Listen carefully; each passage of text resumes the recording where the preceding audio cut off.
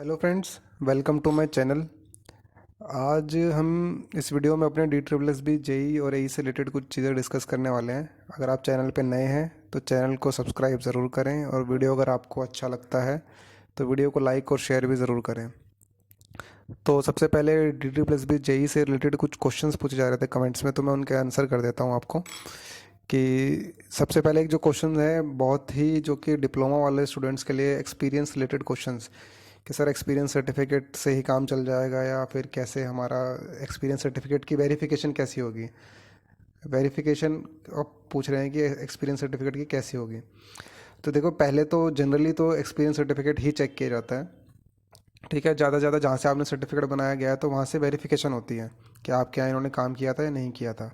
But अगर आपसे salary slip, और अगर उनको कुछ भी डाउट होता है कि ये फेक जो आपने सर्टिफिकेट प्रोवाइड किया है ये फेक है, नहीं तो सैलरी स्लिप भी मांगी जा सकती है। मांगी जा सकती है मतलब वो आपके डिपार्टमेंट जिससे भी आपने सर्टिफिकेट बनवाया है उससे ये क्रॉस वेरिफिकेशन करी जा सकती है। एक नेक्स्ट होता है ESIPF, भी कहीं पूछ रहे हैं ESIPF वगैरह। तो ESIPF जनरली 15,000 से ऊपर की जो सैलरी होती है उस पर नहीं कटता है। अगर उससे कम होगा तो आपकी सैलरी दिखा रखी होगी सर्टिफिकेट में आपने, तो शायद ज़रूरत भी नहीं पड़ेगी। बट मैं तो आपको यही सजेस्ट करूँगा, अगर आपका एक्सपीरियंस सर्टिफिकेट ओरिजिनल है तो आपको इन सब की चीज़ों की टेंशन लेने की ज़रूरत नहीं है। लेकिन अगर आप सोच रहे हैं कि आप एक फ़ेक सर्टिफिकेट बनवा के सिलेक्शन ले लोगे, तो मैं आपको ये बिल्कुल भी सजेस्ट नहीं करूँगा। अपना एक फ़ेक सर्टिफिकेट बनवाएं ही ना। ये सिर्फ ये नहीं है कि आपको जॉब पानी है, जॉब पाने के बाद भी कल को भी आप जो है कोई भी आपकी इस फेक सर्टिफिकेट का जो है नेगेटिव बेनिफिट उठा सकता है। तो आप फेक सर्टिफिकेट के चक्कर में ना पड़े। ठीक है, जितने भी डिपार्टमेंट जिनके अंदर वैकेंसी निकली है उनके अंदर 2 डिपार्टमेंट ऐसे हैं जो कि डिप्लोमा के लिए एक्सपीरियंस नहीं मांग रहे हैं। एक DSIIDC जो कि अपने एक्सपीरियंस सर्टिफिकेट नहीं मांग रहा है डिप्लोमा के लिए, और उसके लिए मिनिमम क्वालिफिकेशन भी डिप्लोमा है। दूसरा है इरिगेशन एंड फ्लड कंट्रोल। तो इन दोनों के अंदर जो है विदाउट एक्सपीरियंस आप भर सकते हो, और सीट्स भी अच्छी हैं। 60 के अराउंड दोनों में सीट्स हैं टोटल। 120 जो सीट हैं टोटल जेई के लिए, ये एलिजिबल हो आप इसमें। तो आप इन्हीं को भरें, इन्हीं पे फोकस करें तो ज़्यादा बेटर होगा, फेक सर्टिफिकेट के चक्करों में ना पड़े। सेकंड, एक जो क्वेश्चन जो कि पूछा जा रहा था DSIIDC से रिलेटेड, वह 4800 ग्रेड पे। तो मैं आपको बता दूं, जेई का हर जगह ग्रेड पे 4200 ही है, इससे ज़्यादा कहीं नहीं है। बेसिक पे जिसकी कि 35,400 ही बेसिक पे होगी। अगर वो 4800 दिखा रखा है तो वो गलत है। DSIDC पर मैं ऑलरेडी एक वीडियो बना चुका हूँ जिसके रिक्रूटमेंट रूल्स के अंदर भी मैंने आपको दिखाया था कि एई का ग्रेड पे 4800 है, ना कि जेई का। ठीक है, तो ये एक बिल्कुल गलत है। इसको आप एकदम या तो टिपिकल या क्लरिकल मिस्टेक मान के चल सकते हो, कुछ भी हो सकती है। अच्छा, थर्ड वीडियो में DTPSB के लिए स्टडी से रिलेटेड बनाने वाला हूँ। अगर आप चाहते हो कमेंट में तो प्लीज़ मुझे बताएं कि मुझे वीडियो पर आपको बताना चाहिए कि मैंने खुद कैसे एग्ज़ाम क्लियर किया था, एई का भी और जेई का भी। एई का हालांकि टियर 2 ही किया था। तो आप इस पर ज़रूर कमेंट्स में मुझे बताएं कि मैं पढ़ाई के लिए रिगार्डिंग वीडियो बनाऊँ कि ना बनाऊँ। तो चलिए स्टार्ट करते हैं इस वीडियो को। मैं इस वीडियो में आपको क्या क्या शेयर करने वाला हूँ। सबसे पहले आपको पता ही होगा कि जो टेंटेटिव कैलेंडर है DSSB का, जिसमें जो डेट दे रखी है वो है एग्ज़ाम की, कंडक्ट ऑफ टियर 1 के एग्ज़ाम की जो डेट दे रखी है वो एक मतलब मार्च के मंथ दे रखा है। मंथ ऑफ मार्च के अंदर एग्ज़ाम कंडक्ट करवाने के लिए बोल रहा है DSSB। तो इसको आप एक तरीके से फाइनल ही डेट मान के चलो। ठीक है, चेंज होगी नहीं होगी आगे वो आपको पता चलेगा। एग्ज़ाम चेंज होता भी नहीं है तो आपके पास मोटा मोटा 1 महीना से 1 से 1.5 महीना बचता है।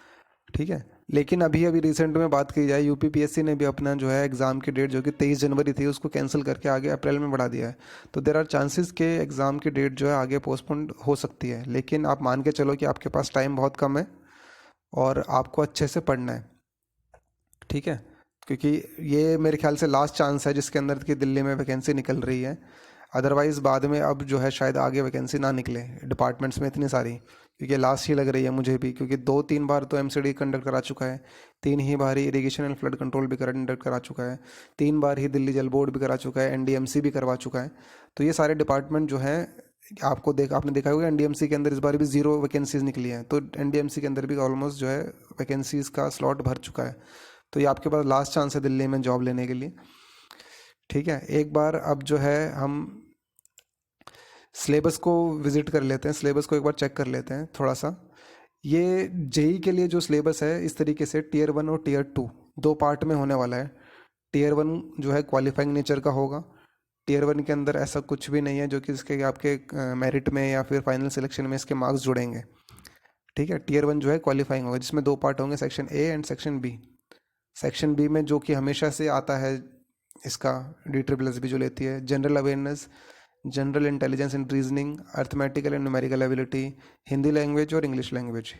इंग्लिश लैंग्वेज बहुत इजी होती है, आप कर सकते हो। जनरल इंटेलिजेंस एंड रीजनिंग भी बहुत इजी होती है और अर्थमेटिकल न्यूमेरिकल एबिलिटी भी बहुत इजी होती है। जो मेन थोड़े से पार्ट आते हैं, एक तो जनरल अवेयरनेस और हिंदी लैंग्वेज, इनके ऊपर मैं एक सेपरेट से पूरा वीडियो बताऊंगा आपको।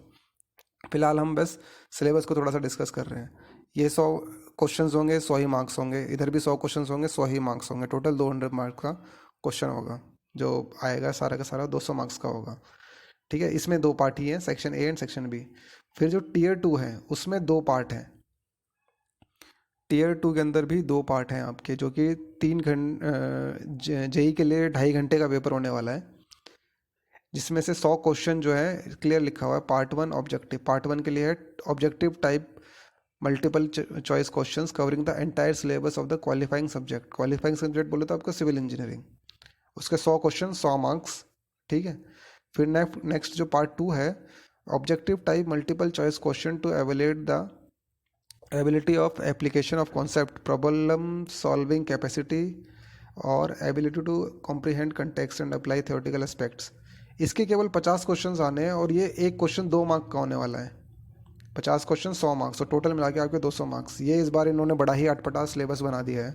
अगर मैं खुद भी देखूँ तो बहुत ही एक अटपटा, डिप्लोमा लेवल के लिए इतना टफ बनाने की ज़रूरत नहीं है। बहुत ही, अगर करना था तो ऊपर के मार्क्स को ज़्यादा करते, इसको कम करना चाहिए था, क्योंकि मैकेनिकल वगैरह डाल रखी है इन्होंने। तो एक बार सिलेबस को एक बार थोड़ा डिटेल में हम देखते हैं। इस बार का सिलेबस जो है बहुत ही डिप्रेसिंग टाइप का है, इतना अच्छा सिलेबस मुझे नहीं लगा जो कि इन्होंने चेंज किया है। एक बार सिलेबस को देख लेते हैं। ये टीयर 1 का जो सिलेबस है ये तो पूरा का पूरा आप लोगों के लिए क्लियर है। आप इसके लिए प्रीवियस ईयर के जो एग्जामिनेशन के क्वेश्चंस हैं उनको भी देखेंगे तो आपका बहुत अच्छे तरीके से प्रिपेयर हो सकता है। ठीक है, नेक्स्ट जो मेन इस बार चेंज किया है, आप देख सकते हो सेक्शन बी, टीयर 1 के सेक्शन बी के लिए और टीयर 2 के पार्ट 1 एंड पार्ट 2, ये दोनों का सिलेबस है। टीयर 1 में सेक्शन बी के लिए है और टीयर 2 में पार्ट 1 एंड पार्ट 2 दोनों के लिए सिलेबस है ये। अप्लाइड केमिस्ट्री, तो जो भी सिविल के स्टूडेंट हैं, सिविल वाले जितने भी स्टूडेंट हैं, वो ट्रीटमेंट ऑफ वाटर, ठीक है, analysis of water, volumetric and gravimetric analysis जो है, ये सब स्टार्टिंग में पढ़ते हैं, तो ये ज़्यादा इतना टफ नहीं है। फिर नेक्स्ट आता है मैथमेटिक्स, जो 12th की मैथमेटिक्स दे रखी है। डिटर्मिनेंट्स कैसे निकालते हैं, मैट्रिसेस, वेक्टर्स, डिफरेंशियल कैलकुलस, ये सारा 12th का सिलेबस है। इससे ज़्यादा डिफरेंशियल इक्वेशन, कॉम्प्लेक्स नंबर, ये सब 12th का बेसिक पार्ट है। दो पार्ट तो ये बहुत ही ईजी होंगे, हालांकि ये डिप्लोमा वाला से ज़्यादा उनके लिए इजी हैं जो कि बीटेक वाले होंगे। थर्ड पार्ट जो आता है introduction, law of forces, movement, centre of gravity, movement of inertia निकालना, circular motion, work energy power, बिल्कुल टोटल बेसिक सिलेबस दे रखा है ये वाला भी। 3, जिनमें से 1, 2, 3, ये तीनों पार्ट जो हैं आपके बहुत ईजी हैं, बहुत ईजी। मैं बुक्स बताऊंगा आपको, फिलहाल हम बस जो है सिलेबस को डिस्कस कर रहे हैं एक बार। ठीक है, इसके बाद जो आता है अप्लाइड फिजिक्स, ये सारा 12th का पार्ट है, टोटल 12th का पार्ट है। वेव ऑप्टिक्स 12th का पार्ट है। इलेक्ट्रोस्टैटिक्स 12th का पार्ट है। एक्सपेंशन ऑफ सॉलिड्स आप पढ़ते भी हो, ठीक है। हीट ट्रांसफ़र, ज्योमेट्रिकल ऑप्टिक्स, बहुत ही इजी पार्ट है। जितने ज़्यादा ये सब्जेक्ट्स दे रखे हैं, इतने ज़्यादा इनमें से क्वेश्चन नहीं पूछे जाएंगे। केवल जो है 50 क्वेश्चन आने हैं इन पार्ट से। बाकी जो क्वालिफाइंग सब्जेक्ट से है, अगर आप सिलेबस को एक बार दोबारा देखो, ये रहा टीयर 1 में फिलहाल हम बात करें, ठीक है। 100 क्वेश्चन उधर आने हैं, 100 क्वेश्चन इससे आने हैं। अगर आप हर 10 पार्ट भी मान के चलो तो हर एक क्वेश्चन से 10 पार्ट आने हैं। यहाँ सर कितने क्वेश्चन आएंगे, अगर आपके अब नीचे चल के एक बार हम हमारा जो है जो इनको भी कैलकुलेट करें, जो सिविल के मेन सब्जेक्ट से अगर इनको देखें, surveying, chain surveying, compass surveying, simple surveying, precise levelling, बहुत ही बेसिक क्वेश्चन है। हर एक से भी अगर 5-5, 10-10 क्वेश्चन भी करेंगे तो आपके जो भी, जैसे मैकेनिकल हो गया और इलेक्ट्रिकल हो गया, इससे अगर 5 क्वेश्चन भी पूछते हैं तो 5 क्वेश्चन के 5 मार्क्स होंगे, 10 मार्क्स बनेंगे टोटल आपके हाथ में 180-90 मार्क्स का होगा। तो इतना ज़्यादा स्ट्रेस लेने की ज़रूरत नहीं है अगर जो है सिलेबस चेंज भी हो गया है तो। सिलेबस चेंज होने के बावजूद भी आपको इतना स्ट्रेस लेने की ज़रूरत नहीं है। अगर आप इनको नहीं कवर कर पाते कोई बात नहीं है, अप्लाइड मैकेनिक्स ये सब इजी चीज़ें हैं, इन सबको आप कवर कर सकते हो।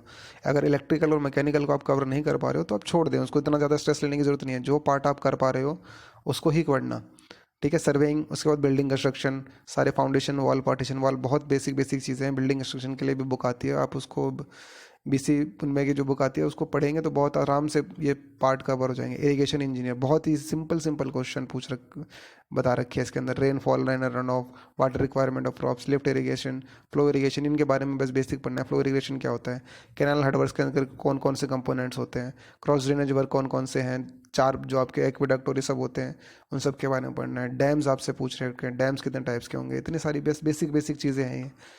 डिप्लोमा के लेवल का अगर मिनिमम क्वालिफिकेशन डिप्लोमा बोल रखी है तो डिप्लोमा लेवल के ही क्वेश्चन पूछे जाएंगे। नेक्स्ट है आपके हाइड्रोलिक्स में बहुत simple, property of fluid, surface tension वगैरह, हाइड्रोस्टैटिक प्रेशर कैसे कैलकुलेट करना है, मेजरमेंट ऑफ प्रेशर जो आपके बेसिक प्रेशर कैलकुलेशन है, fundamentals of fluid flow, flow measurement. Hydraulic machine इतना बड़ा एक सिर्फ लिख दिया है, हाइड्रोलिक मशीन अगर आप छोड़ भी दो तो अभी कोई इतना ज़्यादा कुछ नहीं है।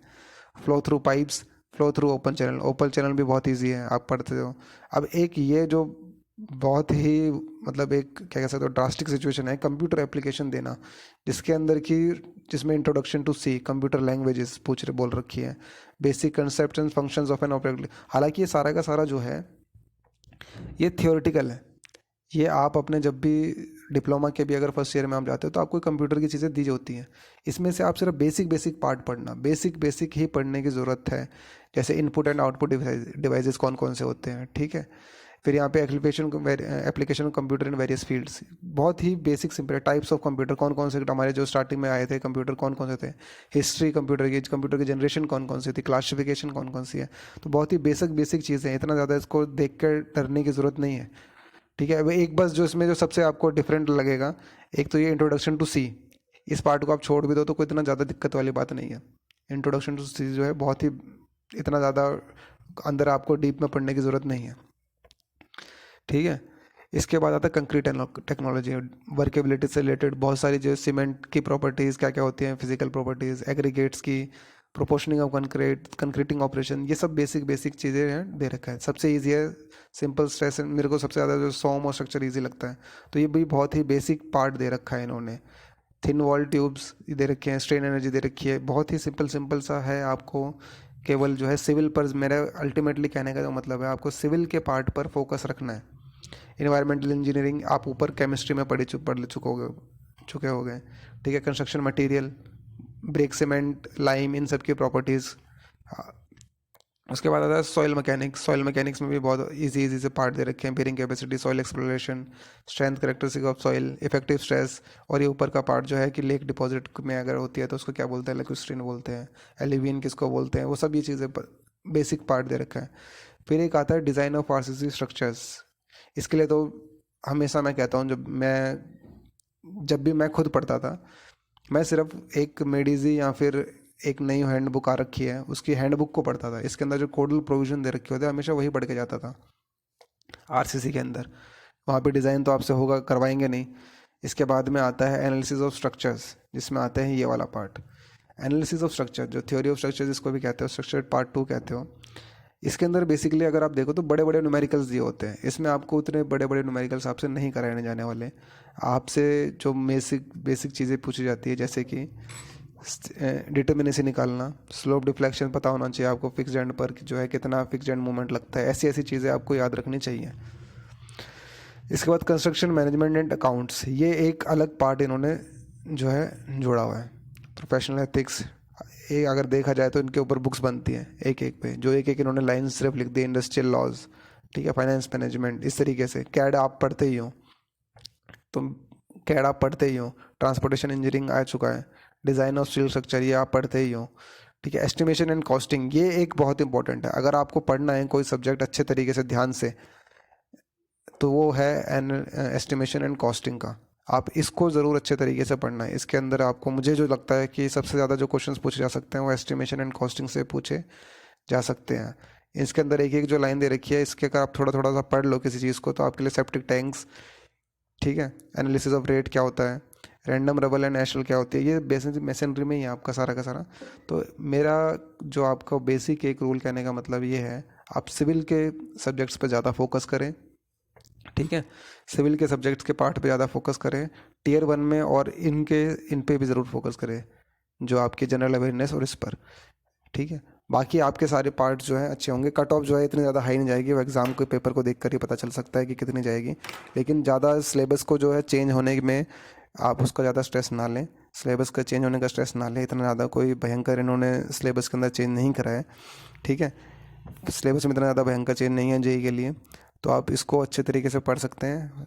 बाकी यही है कि फेक सर्टिफिकेट के चक्कर में ना पड़े, फेक सर्टिफिकेट ना बनवाएं, आपकी लाइफ भी बर्बाद हो सकती है अगर किसी ने बाई चांस कंप्लेन भी कर दिया, तो उस चक्करों में ना पड़े, ठीक है। दिल्ली के अंदर लास्ट चांस है, तो जी लगा के मेहनत करके प्रिपेयर करें। और अगर आपको तैयारी से रिलेटेड कोई वीडियो चाहिए तो प्लीज़ मुझे कमेंट करके ज़रूर बताएं। Thank you very much.